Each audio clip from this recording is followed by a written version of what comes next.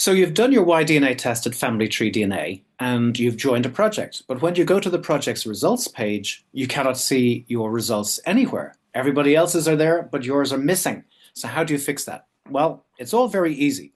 First of all, you have to go to the FamilyTreeDNA website and log in. And then once you've logged in, click on your name or hover over your name in the top right, click on Account Settings, and then under the tab Project Preferences, you can scroll down to the section that says Project Sharing. And at Project Sharing, under Group Project Profile, just simply opt into sharing, click the button or slide it across so that it is on. And then if you go back to your home page and you go to one of the projects that you have joined, and I've joined quite a few projects. Here is one of them, the Gleason project here.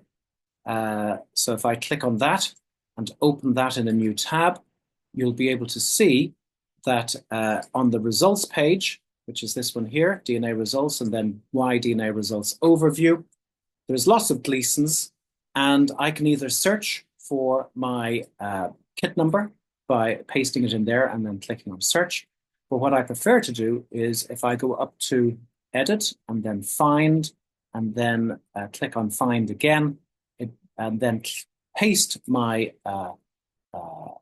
kit number into that box, you'll see that there's two occurrences of it, and there are my results now displayed on the results page of the Gleason DNA project.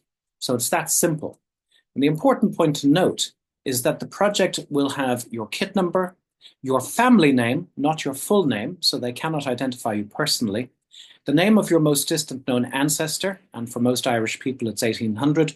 In this case, we found an ancestor that goes back to the 1600s, the country that he came from, the branch of the tree of mankind on which you sit, the type of test that you have done, and then all of your DNA markers here with a string of numbers indicating which value you have for each of these markers up to the 111 markers at the far right of the screen. So that's the kind of information that will be displayed.